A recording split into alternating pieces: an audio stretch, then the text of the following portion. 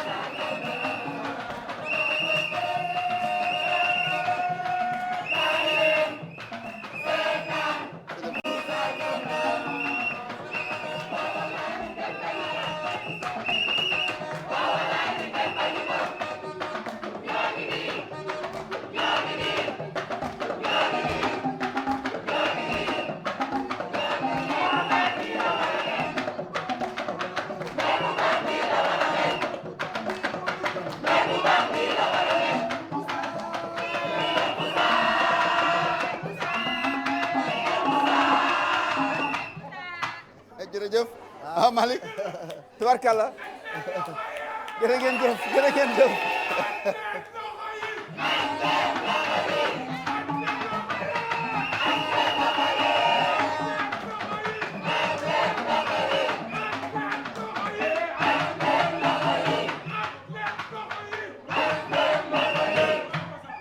jërëjëfati jërë ngeen jëf am nañu mbégte lool ci ni ngeen dalalee seen maire di Moussa Sy Malick foog naa ni militants yi ils sont chauds bouillants. waaw xam nga Moussa dafa am ñu nga xam ne ce sont ses fidèles compagnons. mu nekk ay jigéen man toujours jigéen ñi laay jiital. ndax man jàpp naa ni kuy dem campagne te àndoo ak jigéen ñi jarul ngay samp sa ndënd doo gañe dara. dëgg la. mu nekk nag ñu nga xam ne mën nga leen tudde sax les Amazones de Moussa di jigéen ñu am fit am jom ànd ak moom laxasaayu ci li nga xam ne moom lay liggéey mais buñ nee jigéen ñi tamit wax góor ñi ci wet gi ak mag ñi mu nekk des couches yu nga xam ne yu varié la te kenn du ci fekk sa moroom ci campagne bi ni ko yaay looy def ci campagne bi wala baay looy def ci campagne bi kenn moo leen soxal mooy Moussa Sy alors Moussa nag nekk maire commune bu mag ndax bu ñu nee Parcelles Assainies dafa bokk ci fukk ak juróom-ñeenti commune yi nekk ci biir Ndakaaru nekk commune bu nga xam ne dafa njëkkoon a nekk d'abord commune d'arrondissement ci 1996 waaye bi ñu demee ak acte 3 de la décentralisation ñu def ko commune de plein exercice mu nekk loolu ci atum 2013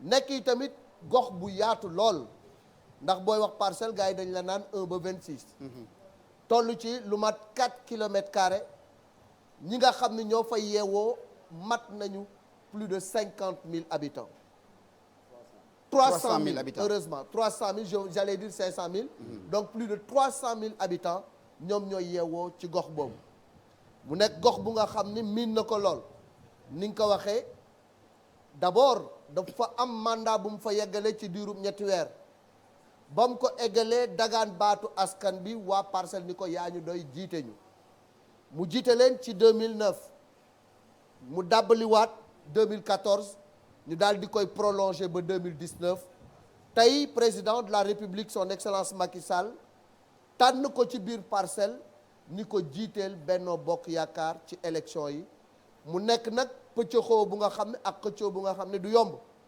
ndax lu mat fukki candidat ak ñaar samp nañu seen ndënd ci biir Parcelles Assainies. tabarkàlla foog naa ni foofu la ñuy fas yéene jaare daa ji bàyyi monsieur le maire Moussa Sy mu nuyoog waa Sénégal nuyoog militants yi ñu soog a dugg ci waxtaan bi.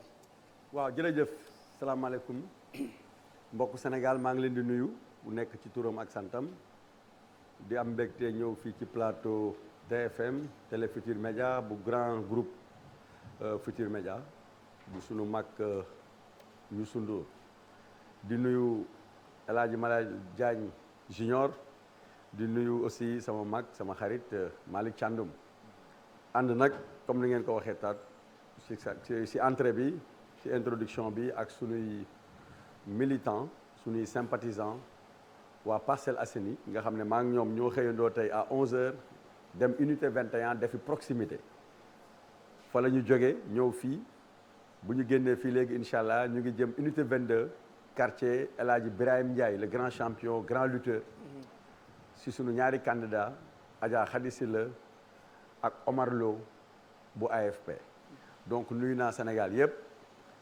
ñaanal naa sama kilifa yi kër diina yi nekk ci Sénégal gi yëpp ñaanal naa waa jàngu bi ñaanal naa les lions du Sénégal yàlla na yàlla def jàmm ci réew mi yàlla na yokk jàmm ci réew mi. alors Moussa bii mooy 3e fois booy samp sa ndënd pour jiite commune bi nga xam ne mi ngi sa loxo depuis daanaka mën nañu wax 2 mandats. lan moo motiver sa candidature bi. jërëjëf li motiver candidature bi mooy d'abord candidature la boo xam ne son excellence monsieur le président Macky Sall mi nga xam ne mooy sunu leader mooy sunu président coalition la grande coalition Benno Bokk Yaakaar moom moo waxtaan ak tous les leaders de la coalition xam ngeen Benno Bokk Yaakaar coalition bu gën a mag ci histoire politique Sénégal mosu fee am donc bii moo ci gën a mag depuis les indépendances mi ngi dund depuis mars 2012 depuis le 2e tour boobaak léegi président Macky Sall élection yu mu song fii yëpp daan na ko local yi rek la fi am Dakar loo xam ne ñàkkoon na ko mais ginnaaw boobu yiñ fi ànd yëpp mu waxtaan ak leader yi diisoog ñoom ci procédure yi teg ay paramètres de choix ay indicateurs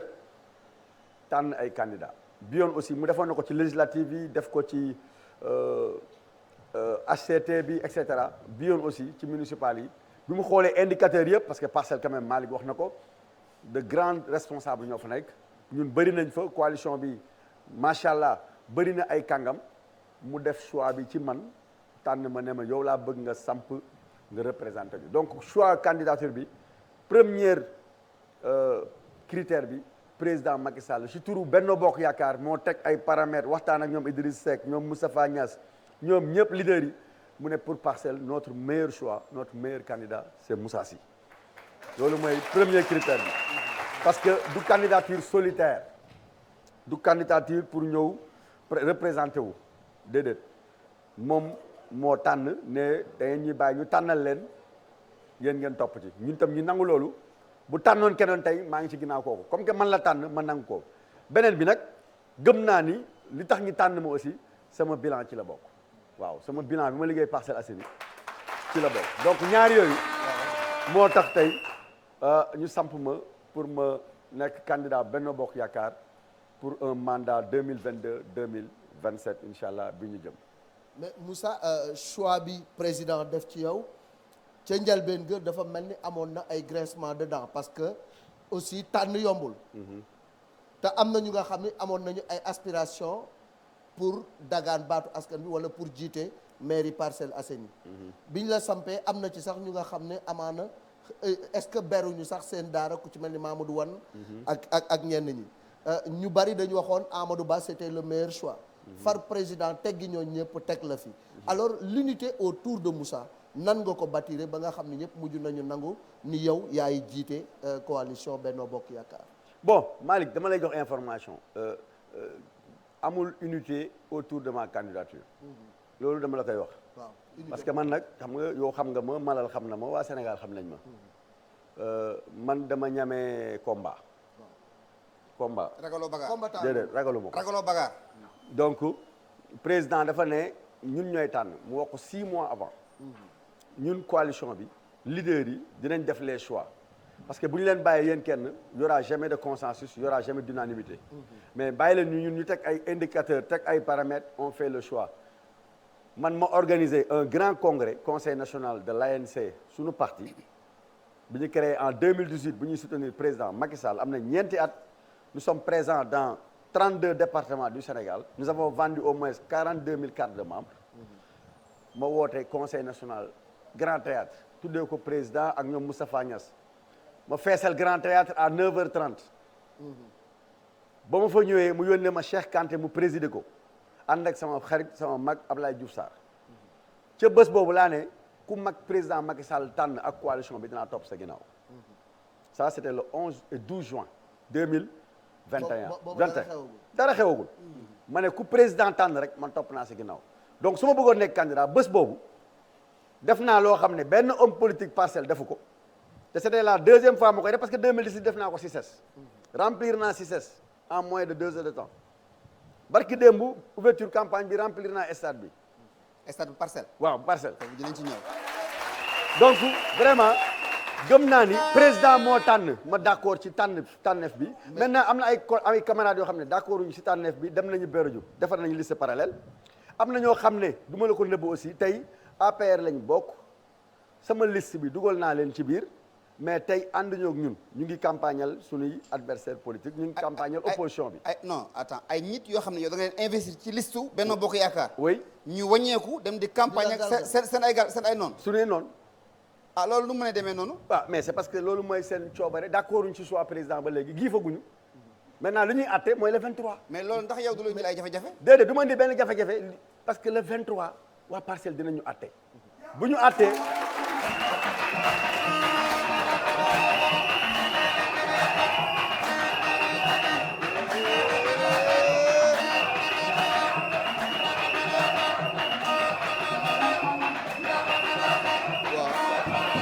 merci.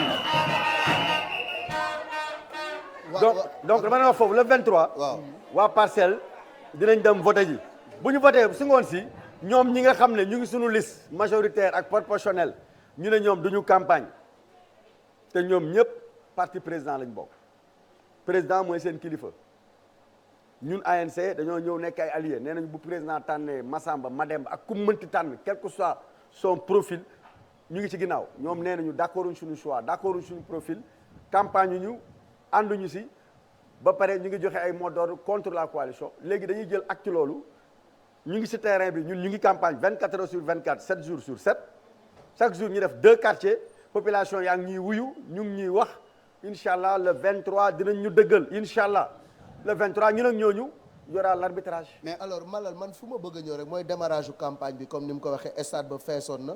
mais amoon na ay jafe-jafe ba sax am na ñu ne fiasco la mujjee woon parce que amoon na ay coow ba Amadou Ba mi nga xam mooy coordonnateur national bi mu naree jël parole da nga téye micro bi ni bu mu wax ki nga xam ne mooy Cheikh Tidiane Ba Messi moom tamit bloqué nañ ko ci bunt bi mu bëri woon ay coow ay mbiicoog mbaaloo est-ce que du ñàkk unité boobu moo tax am ñu dugal galgal pour saboter wala boog lan moo waral couac yooyu am ci démarrage campagne bi. non demeewul noonu ni mu demee mën naa la ko wax. ay ca ñëwal am na ay témoins madame le premier ministre Mimi Touré moo fa njëkk.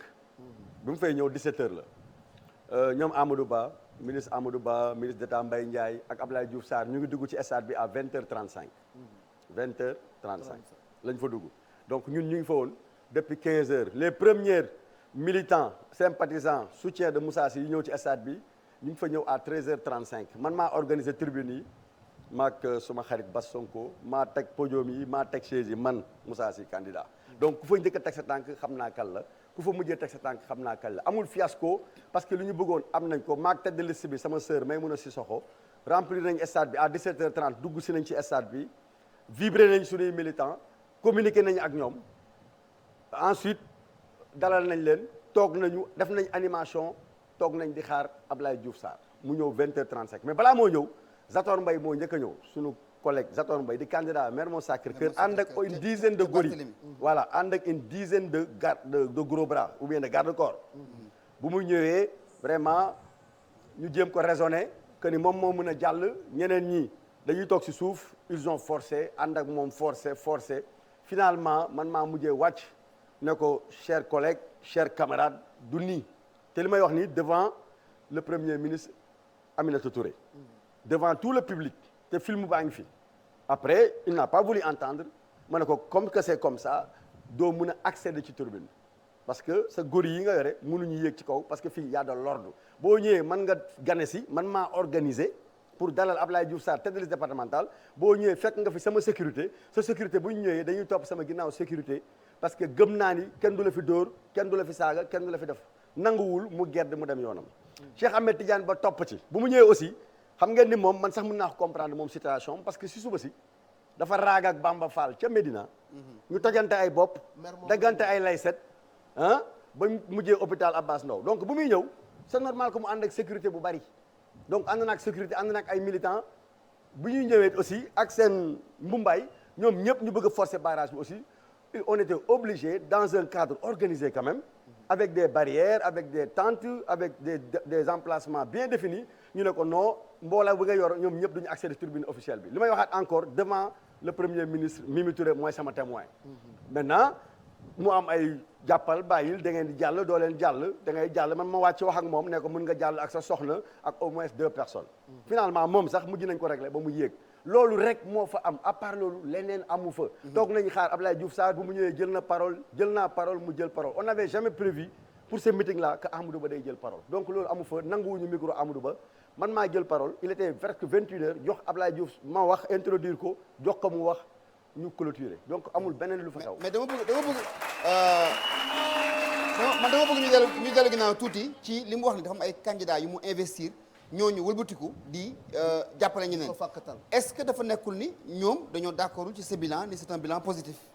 waaw mais loolu xam nga sama bilan bu positiful population yi dinañ ñu àtte sama bilan bu positiful les populations boo ñu àtte mais boo nekkee ci cadre man su ma fekkoon ni dafa may wóor ni du ma d'accord choix président dama naan wax président avant muy tànn ma ne ko président bàyyi naa damay nekk candidat donc bàyyi naa Benno Bokk Yaakaar li ma fa am yëpp ma teg ko fa ma génn ma dem sama yoon loolu mooy politique politicien da ngay logique da ngay cohérent mais mënoo ne maa ngi ci biir nekkuma ci biir donc boo nangoo président def la candidat député devant 1 million 2 millions de Dakarois devant presque 500 000 militants de la coalition Benno Bokk Yaakaar ñu campagnal la voté la def la député tey président mu ne day tànn candidat maire yow nga ne d'accord ci mais yow tu n'es pas cohérent man bu doon man damay démissionner demal sama bopp defar sama liste ca avant président di tànn laa koy def du ma xaar bu président tànn may doog a gedd wala may doog a def parallèle wala di suxlu déedéet il faut que ñun politiciens yi il faut que ñu changer jikko yooyu il faut que ñu assumer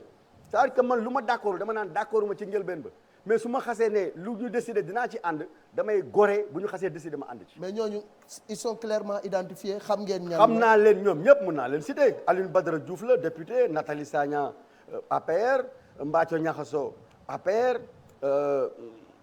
nu ñu tuddee Yow ñu ngi Djibril ñu Ba ngi ab frère affaire Amadou Ba Djibril Ba frère Amadou Ba ñoom ñëpp tey ñu ngi campagne contre la liste Benno Bokk Yaakaar. et loolu kilifa gi parce que aussi bu fekkee da ngay nekk ci coalition mu am kilifa gu nga xam ne moo la tànn jiital la mu am ñu lay fàkkatal information bi war ngeen ko mën a remonter ba ñu régler loolu balaa ñuy egg ci tànn kan mooy falu. non fu mu toll nii xam nga campagne bi presque une semaine la ci des. man gëm naa ni kilifa gi xam na li xaw. parce que toog nañu yàggul man moom ak le ministre Amadou Ba ak tous les candidats ñu waxtaan ci donc pour man les dés sont jetés. le 23 rek. cey le 23. léegi le 23. léegi. incha allah le 23 léegi yow def nga ñaari mandat Moussa ci voilà bopp mairie bi. bu ñu doon xayma sa bilan en 2 minutes lan ngay jàpp ci sa bilan nii lii mooy les points positifs lii mooy les points négatifs. lii laa fi réaliser. waaw loolu mun naa ko am na sawar naa ci. parce que man nag bokk naa ci candidat yoo xam ne bu may dem campagne damay defar programme. bii def naa ko 2009 ma tuddee ko agir avec la jeunesse.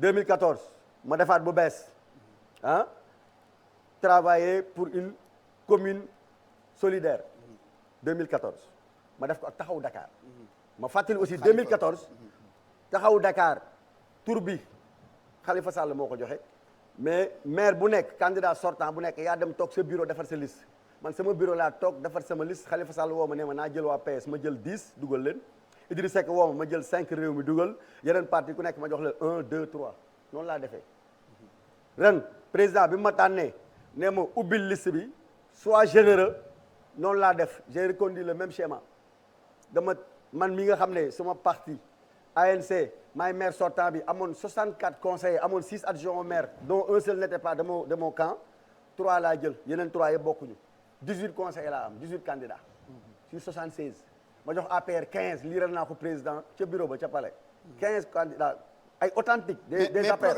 programme yi nga defar nii donc programme yi nga defaroon. oui ba si bii. waaw loo ci réalisé non bilan bi laa lay wax. non dama la ne xam nga dafa baax ñuy wax bilan ak programme. parce que programme bu amul bilan du am. donc Moussa balaa nga ñëw ci programme bi ngay dagaan baatu askan bi am na slogan boo yëkkati woon muy les 7 merveilles. oui waaw 7 merveilles yooyu. ñaata moom laa la bëgg a wax non moom laay ñëw Malick. ñaata merveille nga ci réalisé. malal xam man maa ngi yow ñoo bokk li ñuy wax. damaa xam say mbóot de. non du ma def loolu. les 7 maa ngi merveilles de Moussa ñëw malal maa ngi ñëw xam nga nee naa la defar naa document de bilan Parcelles Assainies bilan 2014 2021. ci biir bilan bi ba ma paree ma résumé ba pare ma dégager les perspectives. bi yaa ngi ko tuddee smart et durable à l'horizon 2025. 25 loolu dinaa ci ñëw loolu mooy perspective après dinañ ci yegg maintenant pour bilan bi. dama jëloon engagement dinaa tabax stade municipal en 2014. ma tàmbali woon ko 2009 di ci xalaat Pape Diop moo ma si jàppale woon en 2005 boobu nekkuma maire Parcelles. ma ne ko Parcelles dafa war a am stade parce que dañoo jeunesse bi dafa dynamique. 2005 laa la wax sportif l'homme du mouvement associatif qui se battait pour que Parcelles am stade boppam boobu maay président zone bi ñu amoon à peu près 20 ASC jóge Cambérène ñëw Parcelles Pape Diop tabaxal ñu stade 500 places ak ay lampadaires c'est la première réalisation boo xam ne man en tant qu'adjoint au maire Mbaye Ndiaye maire de Parcelles réalisé nañ ko fa 2009 ma dem seeti Abou Émile Diouf architecte Oscar ma ne ko dama bëgg Parcelles am stade moderne mu defal ma architecture defal ma plan 2009 xam nga ñun ci lañ perdre majorité municipale Dakar si le Pape Diop perdre Dakar. mais terewul ma téye projet bi di ci dox parce que président Ablaye Wade ma doon président bien vrai que Khalifa Sall mooy nouveau maire Dakar. ma ciy dox di ci dox ba yàlla def 2012 alternance am 2014 ma jël cash flow bi ma amoon parce que bu ma nekkee commune d'arrondissement dañu doon wax ni yéen maires yi amu leen droit tabax.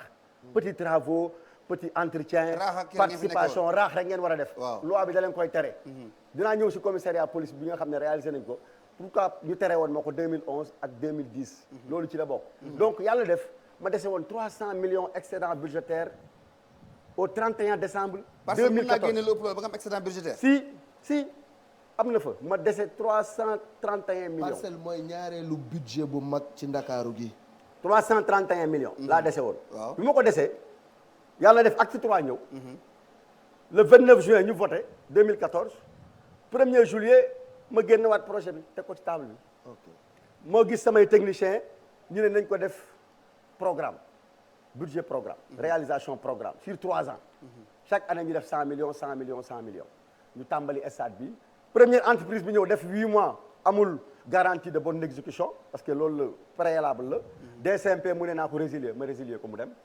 deuxième entreprise bi sama mag sama xarit Diop si ñëw gagné ko UDE mu tàmbali bu mu tàmbalee 8 février 2014 la tàmbali moom bu mu tàmbalee 8 février 2014 ñu jëm ba 2016 mu am ay lenteur ci la waa APR yi nekk Parcelles ak président Macky Sall ne ma comme que stade bi dafa yéex nañu bàyyi ci conseil des ministres décentralisé à Pikine boo ko fàttalikoo Mbaye Ndiaye sax ministre d'État moo ci insisté auprès du président pour que état bi yeggali stade municipal mais boobu ñun def nañ ci 385 millions boobu fekk na ma fay ci man boobu fondation yi jóg na poto yi jóg na ba mu des coulage boobu def naa ci impôt waa Parcelles 385 millions. Mbaye Faye moom la ñu jox. après ñu jox marché bi Mbaye Faye ma bind Matar Ba ne ko président nee na conseil des ministres naa ko jox stade bi mu yeggali ko à partir d'aujourd'hui jox naa la stade bi. ci diggante bi sax sama mag Diop si yóbbu ma tribunal. ne dama def résiliation. unilatérale abusive.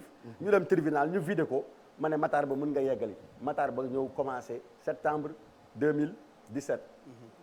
ba septembre 2021 bi man maa jël sama propre gré ma ubbi stade bi may remercier président de la république def na ci xaalis ñun mairie Parcelles def nañ ci aujourd'hui 520 millions parce que nag amoon na 72 cantines yu waroon stade bi man maa ko dindi pour sécurité stade bi léegi lan nga def yeneen priorité maa ngi ñëw dama lay jeexal foofu maa ngi ñëw donc parce que temps bi tam du ñu xaar waaw absolument waaw dama koy résumer rek donc stade boobu ñu diggoon jeunesse Parcelles réalisé nañ ko waaw def nañ ci waa Parcelles seen impôt 520 millions 385 millions yi ñu fay décompte 135 millions indemnité ñu moomoon cantine yi malheureusement diggante bi benn décision de justice bu Cour suprême ñëw débouté leen ne leen amuñu droit sur la voie publique ñu leen di fay beneen bi waxoon naa damay réaliser piscine municipale parce que dafa amoon ay xale yu doon lab ay élèves yu doon tàmm lab Parcelles voilà géeju Parcelles bi bu ñu amee benn pause rek ñu dem géej gi sangu ñu lab benn année 2013 2014 yàlla def ma fekkee ci 18 xale lab ci affaire bi metti ma ànd ak seen yaay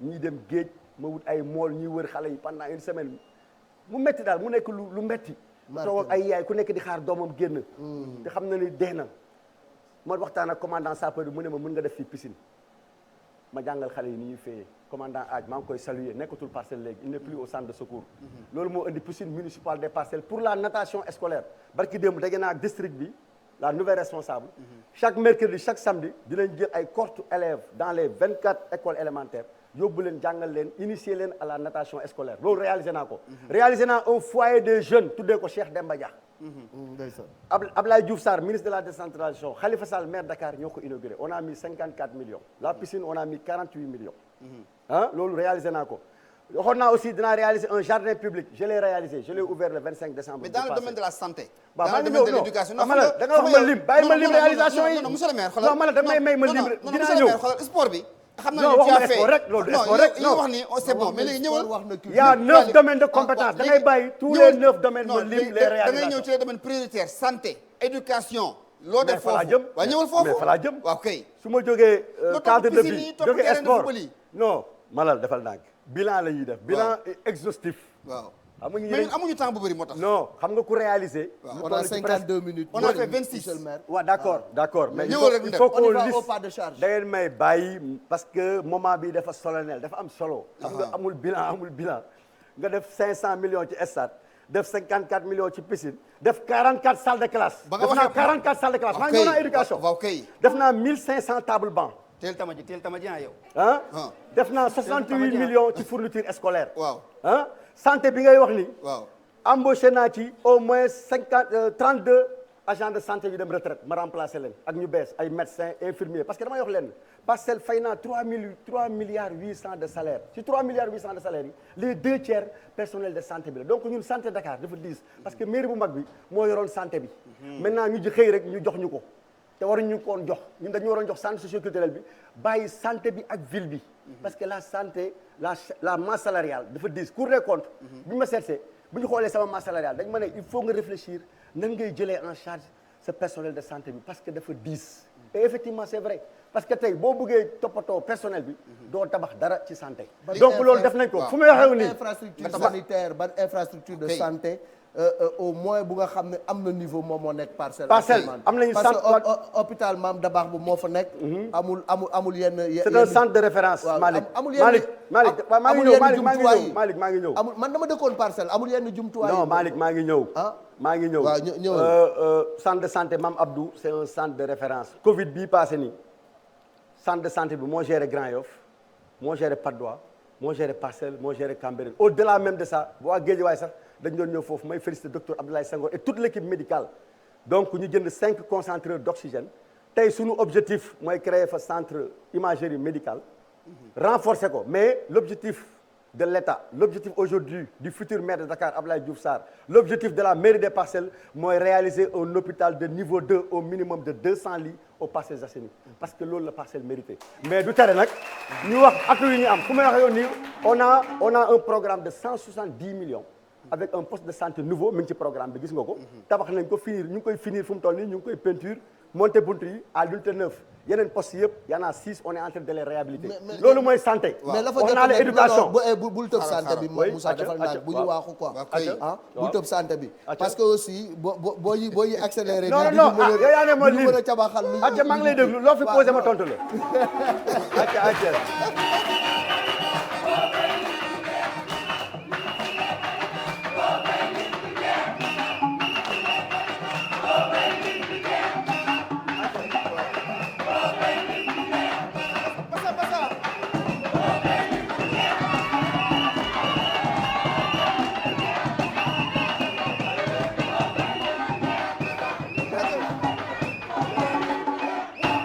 animation bi la centre de santé yi show électoral la ñu wax merci. ma ne ko lim bi am na solo. mais toujours man damay insister ci jumtuwaay yi. benn rek la wax moom sant ma Abdou. waaw ci jumtuwaay yi. bu Mame Abdou bi par exemple waa Parcelles bu ñu waree def scanner wala ñu war a def yenn rajo yu kii dañuy obligé génn Parcelles dem te Parcelles tey. jot na ku fa bëgg a faju lépp loo soxla ci jumtuwaay. mu nekk fa ndax population bi fa nekk ni mu toll tey war nañu am hôpital bu toll noonu. d'accord naa ak yow moo tax ma ne la.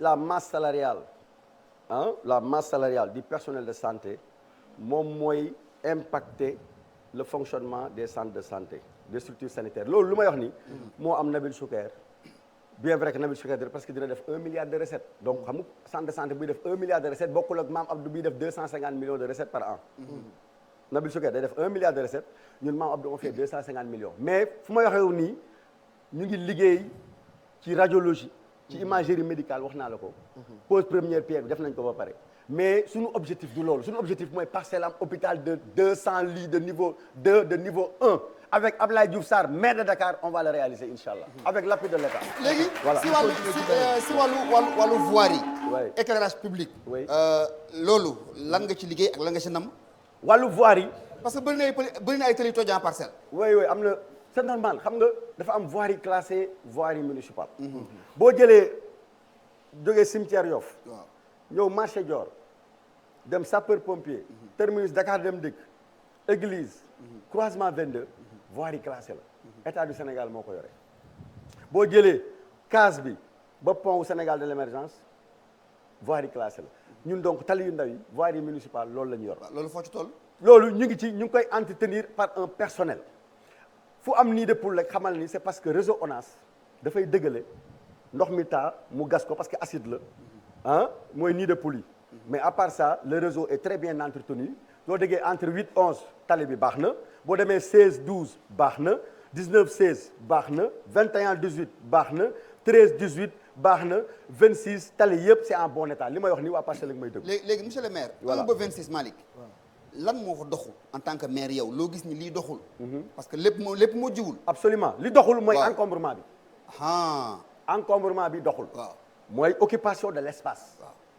occupation de l'espace dafa am encombrement boo xam ne dañ ci war a liggéey ak état du Sénégal parce que aussi xam nga l'ordre public répond de l'autorité administrative du préfet du sous-préfet du gouverneur man maire tey su ma bëggee def opération de désencombrement su ma jubawul ak préfet commissaire mënu ma ko def parce que dañ ma naan da nga indi trouble à l'ordre public dañ ma koy interdire mais ñëpp xam nañ ni Sénégal yi xam nañ ni Moussa Sy lépp luy marché lépp luy mbedd saa yoo ko déggee mi ngi raag ci loolu lay raag saa yu ma déggee maa ngi jàppanteeg waa marché ci affaire encombrement la maa ngi jàppanteeg nit ñi si mbedd yi def naa ci ay 10 000 opérations chaque année ma nettoyé marché au moins ñetti yoon waxtaan nag ak commerçant yi ba juboo nañu loolu fànn boobu féete na boor mais li am solo mooy ñun ak état bi dañoo war a ànd def ay aménagement paysager mais surtout définir le cadre de vie c'est-à-dire que il faut que ñu nangu charrette yi tey dañ leen war a réglementer à Dakar waxuma parcelle Dakar les voitures hippomobiles dañ leen war a réglementer. sa suufu pont boobu mooy seen gare routière. non du foofu pompe rek fépp foo dem ci parcelle espace yi ñu déggee yëpp foo dem charrette di nga ko fekk Ndakaaru autoroute boo dawee léegi di nga ko taxanteeg VDN bi charrette a ngi fépp waxuñu charrette warul am waxuñu xale yi waruñu liggéey mais dañ ko réglementer il faut ñu nangu teg ko sur la table ñu régler ko solutionner ko tant que defuñu ko c'est un casse-tête aussi un casse-pied pour les préfets les gouverneurs mais aussi les maires loolu war nañ ko régler beneen bi njaay mi tey boo jëlee Gorée ba Sébikotane rond-point Dakar yëpp jaayukaay daal la c'est pas normal il faut ñu régler loolu marché yaa ngi fii centre commerciaux yaa ngi fi waruñu bàyyi benn système tegu fi Moussa Sy ak ay copains dem Dubaï dem Chine dem Turquie indi seen ay conteneurs indi ay marchandises di ko teg ci mbedd bi nañ leen tabaxal ay centres commerciaux jaay leen ay cantines ñu def jaay foofu yow tabax nga marché yow. non man dama fi fekk 4 marchés may da ngay këf ak affaire bi. un centre commercial donc amatuma benn espace bu mu mën a tabax centre commercial li ma mën def mooy surélevé maa ngi ciy liggéey ak waa Dior mais soo xoolee sama programme bu bees bi ca marché 17 centre Mame Abdou dañuy am ay cantines près de 300 cantines en ruine dañu fas yéene dans le cadre de la modernisation du programme de modernisation des équipements marchands de l'État du Sénégal avec le ministère de l'urbanisme ak Ablaye Sow président boole nañu waxtaan nañu ñu waxtaan ak waa marché 17 defaral leen un centre artisanal bu am solo boo xam ne boo fa demee brocanteurs yi xam nga fu may wax ñoom ñëpp dinañu am fu ñu liggéey dans seen doolu sutur la te dootuñu am benn problème ak beneen jafe-jafe bu nga xam ne man seetlu naa ko ci parcelle moo jëm ci wàllu assainissement le drainage des eaux pluviales et des eaux waaw, et pluviales. des eaux usées loolu am na fa jafe-jafe parce que parcelle dafa bindoo nu nga xam ne bëri na lu ñu tudde ay point bas Oui. au moins il y en a plus d'une dizaine yu nga xam ne ñu ngi fa donc nawet bu jotee man gis naa ni bëri na quartier yuy am jafe-jafe Absolument. côté boobu yan effort ngeen ci def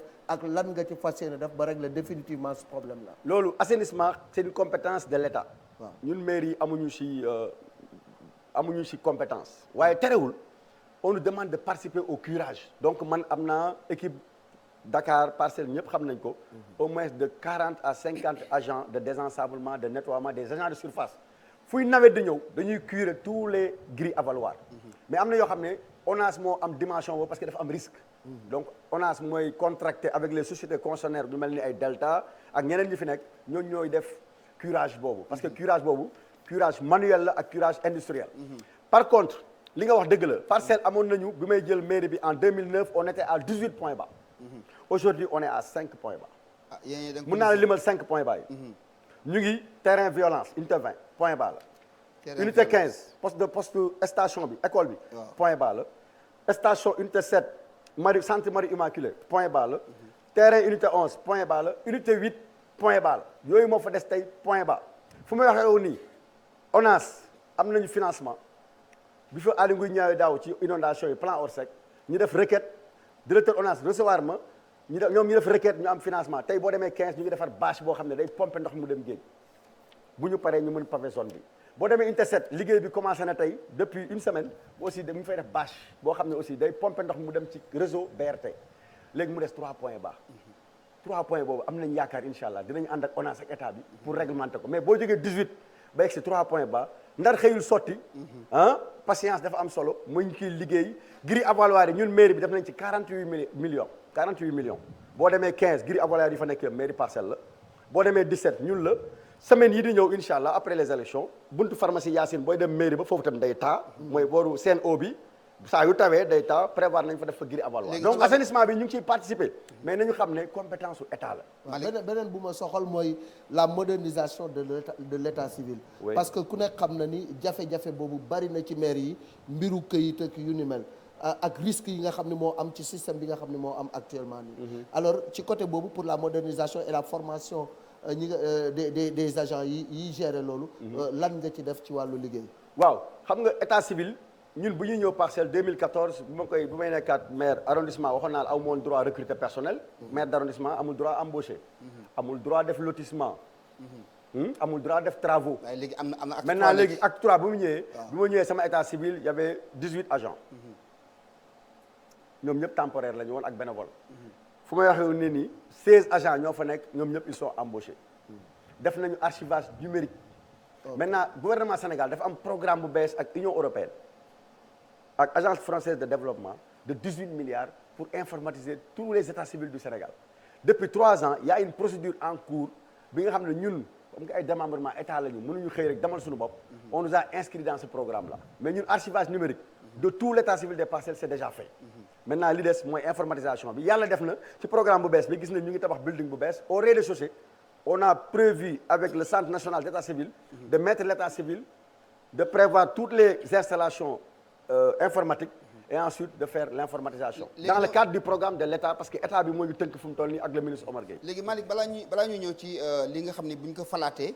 moom la nama def. non pare gu ma bilan bi de. non dañ koy tënk parce que temps bi sécurité damay wax sécurité. non temps bi il faut mu wax sécurité. waaw léegi dama bëgg sécurité parcelle priorité la il faut mu wax ci. dama bëgg nga ñëw ci sécurité ak éclairage public. waaw ñu jàll ci sa concurrent yi nga jàkkaar lool. d'accord soog a ñëw ci bilan ci perspective yi. d'accord maintenant ci wàllu sécurité. waaw depuis 2011 bi may nekk maire Parcelles. yàlla dafa def wax ngeen fi sànq intérim 3 mois c'est vrai de 18 novembre 2008 lañ ma njëkk a fal maire Parcelles ma assuré intérim Mbaye Ndiaye pour 3 mois ba le 22 mars 2009 ma gagné sama mag yàlla yokk leeram Cheikh Demba Dia mu jël deuxième avec 6000 voix man ma amoon 7300 voix donc ci loolu Parcelles boobu lamp yi benn tàkkuloon yéen ñaar ñëpp dëkk ngeen Parcelles Parcelles lëndëm crise la defoon ci 3 mois yooyu laa njëkk a taal tout le projet d'éclairage public bu amoon Parcelles 3 mois yooyu ci loolu la ñu génn da ngay fay courant wala énergie solaire nga jël léegi. non solaire bi état bi moo ko def ñun 48 lampes rek lañ ci def on a 288 lampes solaires gouvernement Sénégal dafa am programme solaire 50 000 lampes solaires ñun am nañ ci 230 lu si des yëpp ñoo ko defal suñu bopp dans certains coins yoo xam ne quartier dañu ñëw sollicité ñu foofu y a am problème mu éclairage parce que courant bi xam nga 3 phases la yeggul foofu donc on était obligé ñu def solaire ñu def fa solaire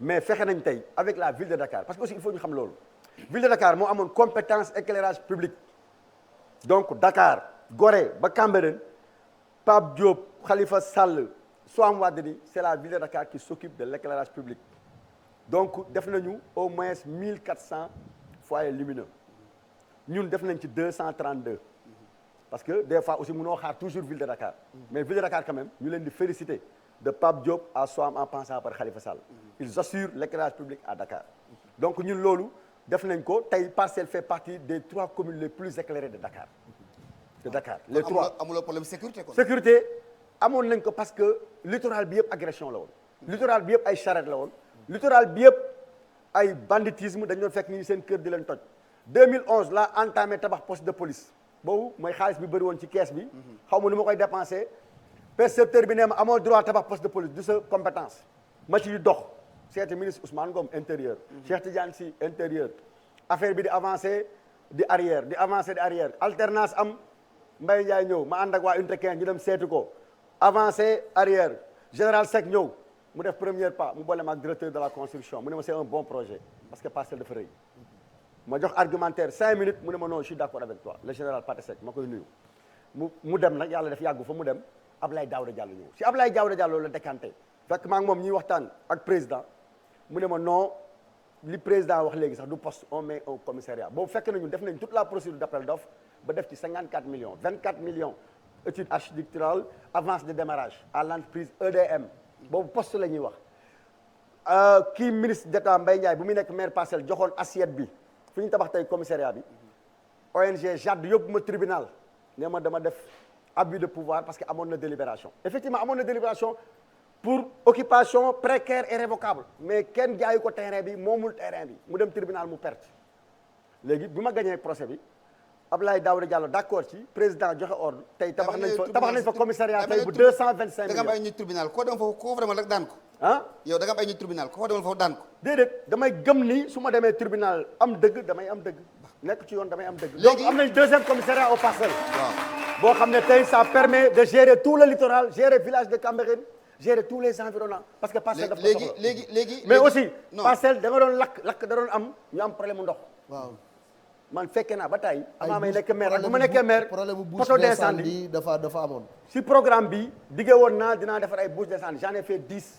mieux sapeur pompier Parcelles amul woon ndox dañ doon jëli Géejawaay camion mu ñëw stationné xaar wala mu jëli Jëppal mu ñëw taxaw fexe naa am na forage piscine bi fa laa ko def mais defal naa leen poteau d'incendie d'ici 10e bi fa la nekk 4 extrémités est ouest nord sud def naa bu nekk benn 4 marchands équipement marchand def naa benn donc sécurité parcelle tey moom am nañu chance tey état bi sax décidé na am nañu cantonnement GMI aux parcelles donc may féliciter président de la République ak ministre de l'Intérieur. léegi kon sa bilan doy na la campagne. sama bilan absolument absolument.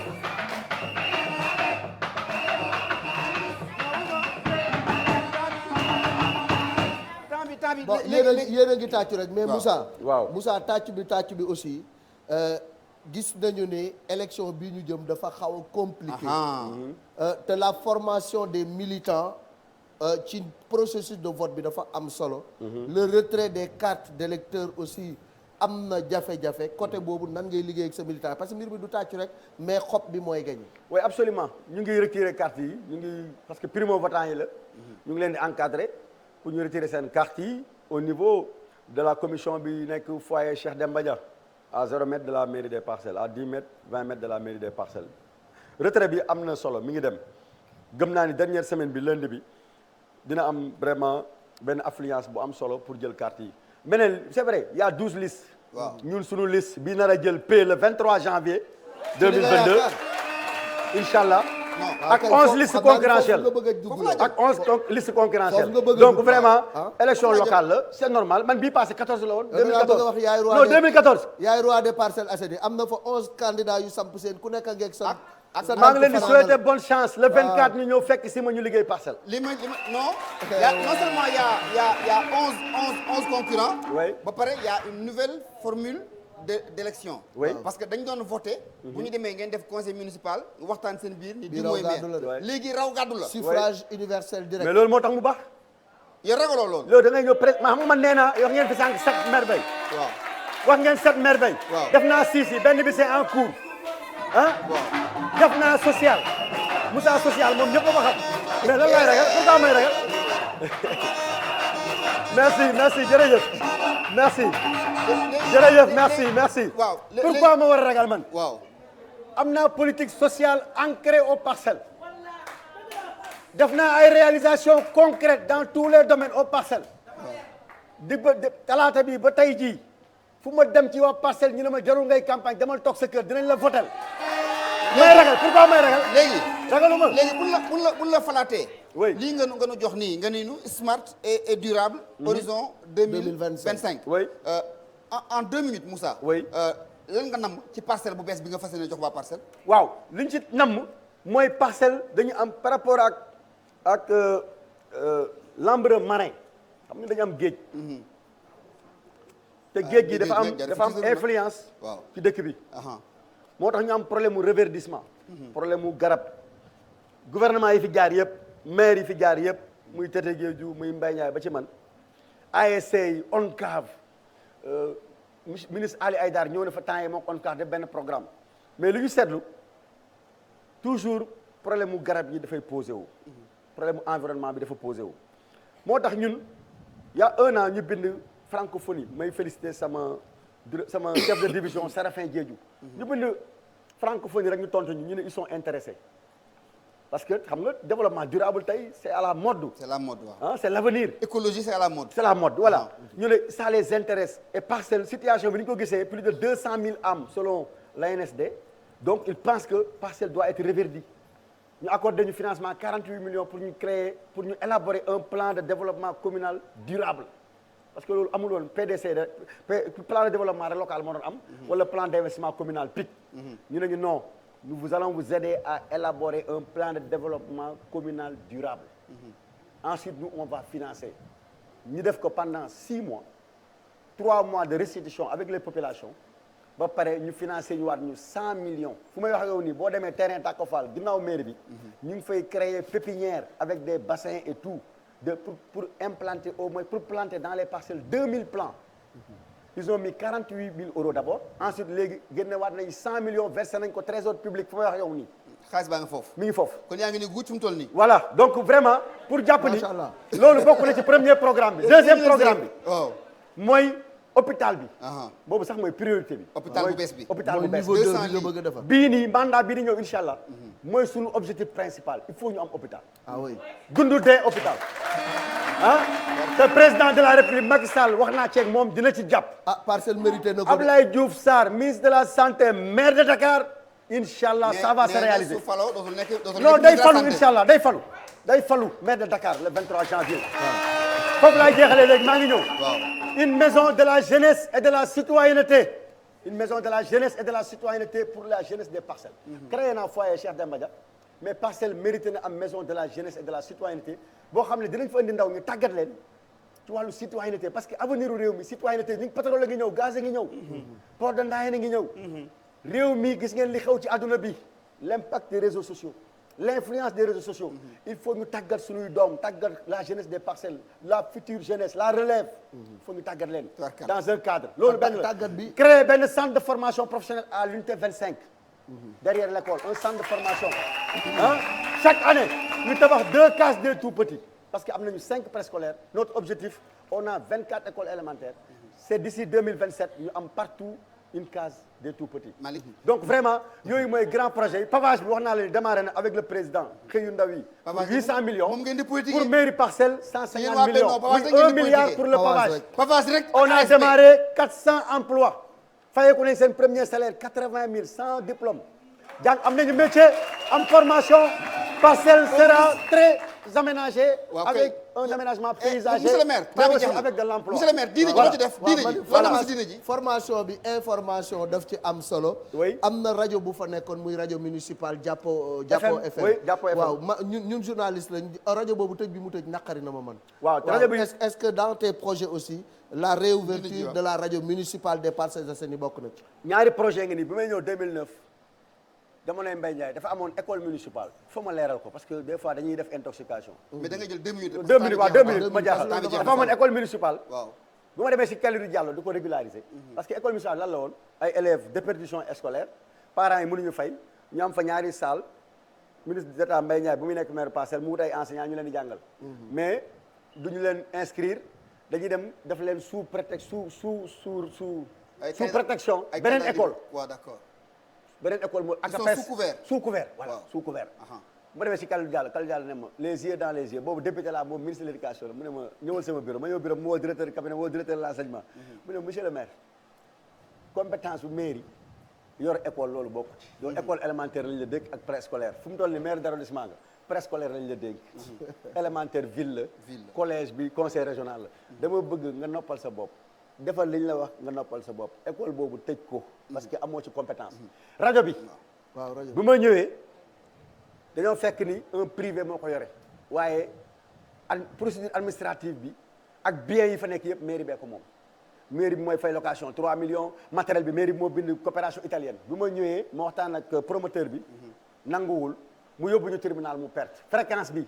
ci turam la woon. tribunal fréquence baa ngi foofu ba léegi non attends fréquence bi mi ngi foofu ba léegi. Moussa tribunal la fréquence mi ngi foofu ba léegi. 90.0. jox nu ko donc am nañu yaakaar suñu xarit la sax Abdou Karim Cissé.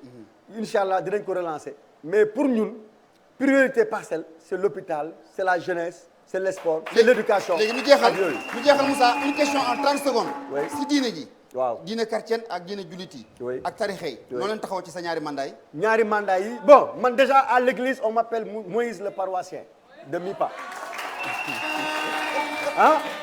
bi ma nekkee maire ba léegi. 2010 ba léegi. waaw poppa ngi ni am ñaari mbas yi amul rek laa demul. mais yëpp dama ko dox ak ñoom ma woor ak ñàkk a woor nag damay dem dox ak ñoom. Moïse fexe naa ba jullit ak chrétien Parcelles non nii lañ def. macha allah jërëjëf. kër diine yëpp. waaw samay mbokk lañu samay xarit lañu. foofa dem rek da nga yaakaar ne fa laa bokk boo demee ci murid da nga naan Moussa murid la boo demee ci Tidiane da nga naan Moussa Tidiane la boo demee ci Ñaseen nit da nga naan Baba Lamine Niass ma koy gërëm di ko sant boo demee ci Xaadir yi noonu boo demee Laayeen ni da nga yaakaar ne fa laa bokk. jërëjëf voilà jërëjëf jërëjëf maa ngi tànn jeex na. waaw c'est fini un mot sur la violence électorale. waaw ñu tëjee loolu. Moussa ñu xëccoo bi bëri na jeexal c'est vrai sur mais un mot sur la violence ñu jeexalee électorale. loolu vraiment en 30 parce que secondes. violence bi am na lu ñu tuddee muy violence mag. physique. waaw am na lu ñu tuddee violence verbale te je pense que Oui. xëccoo Parcelles jarul. xiiroo jarul ngaayoo jarul wax ji ñaaw. absolument d'accord Voilà. naa ak yéen may waxe waa Dakar rek voté Ablaye Diouf Sarr waaw le meilleur candidat pour Dakar.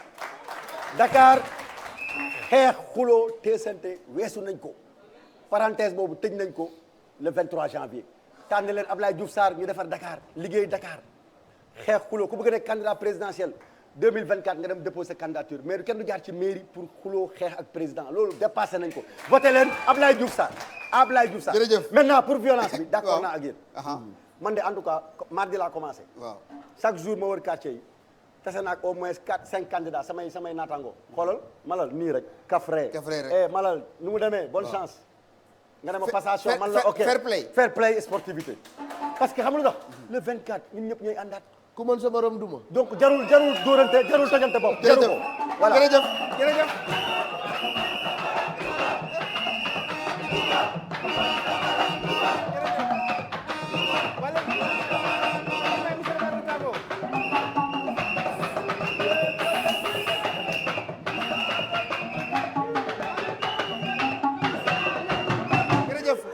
foog naa ni Malick suñu premier numéro ci show électoral bi ak Moussa Sy candidat Benno Bokk Yaakaar ca Parcelles Assainies am na solo. saf na saf ñu bàyyi monsieur le maire mu tàggoo.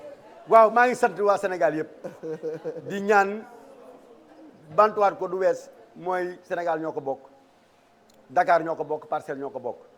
ñun ñëpp maa ngi woo daal sama sœur Koumba Souna Dieng coalition Wallu Modou Fall Thiabi Ji. ñoom ñëpp rek. ñoom ñëpp daal ñëpp rek. tous les concurrents. waaw ñu ànd bokk ndey bokk bay campagne dans la civilité pour le moment vraiment à part 2 incidents yi fa am yoo xam ne sax du ñun du Benno Bokk Yaakaar ñu ngi ñaan ñëpp ñu continuer ci loolu bokk ndey bokk bay parce que après le 23 ñooy àndaat bokk Parcelles ñooy àndaat bokk Dakar bu xew-xew amee léegi bu tiis ñun ñëpp fay daje kon nañu sàmm loolu dafa am solo. jërëjëf élection municipale la donc maa ngi gërëm ñëpp di sant ñëpp. le 23 nag dibéer incha allah 8h bureau de vote 18h victoire merci. jërëjëf Malick ba la nga tàggoo. waaw jërëjëf show bi vraiment c'était un grand show électoral parce que Moussa moom ku ko am nga candidat bu nga xam ne c'est un très bon client.